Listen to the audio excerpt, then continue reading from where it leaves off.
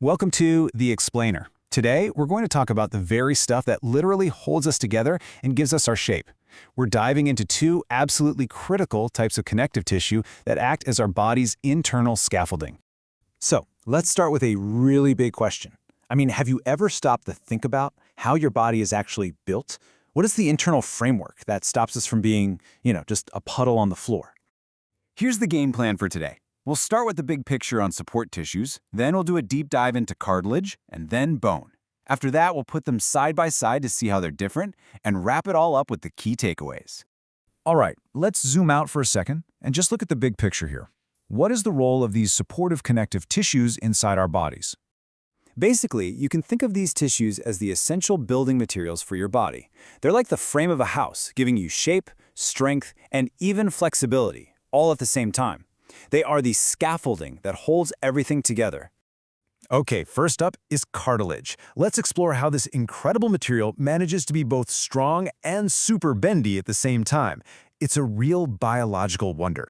So the whole deal with cartilage is its unique combination of being firm but also elastic. It's tough enough to provide real support, but it's also got this give to it, which lets it cushion movement.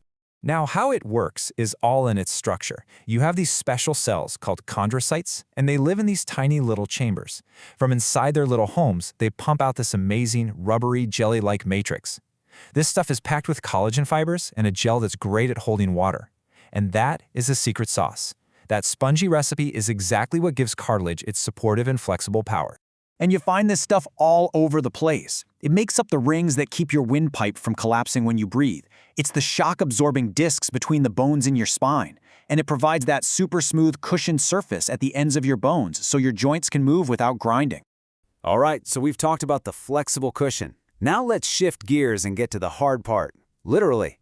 Let's talk about the rigid, steel-like girders of our body, bone tissue. Our source material has this fantastic way of thinking about bone. Just picture a chocolate roll cake that's been sliced up. That image of the swirls, that's a brilliant way to visualize the basic structure of dense, compact bone. Keep that picture in your head. So, each one of those little chocolate roll cake swirls you're picturing, well, that's actually a microscopic structure called an osteon. And these things are the repeating building blocks that give compact bone its unbelievable strength. And each osteon is just a little masterpiece of engineering. You've got these rings of a hard, mineralized matrix all layered around a central canal.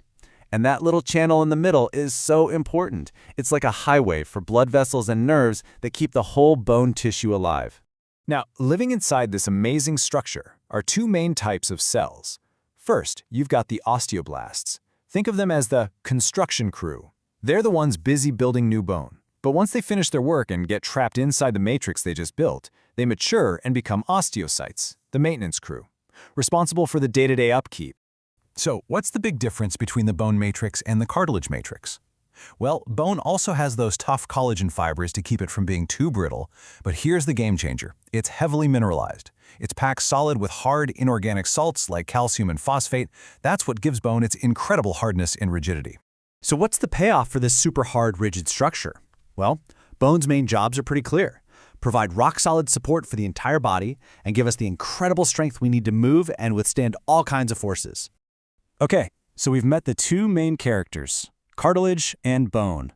Now let's put them in the ring together, side by side, to really see what makes them tick and what makes them so different.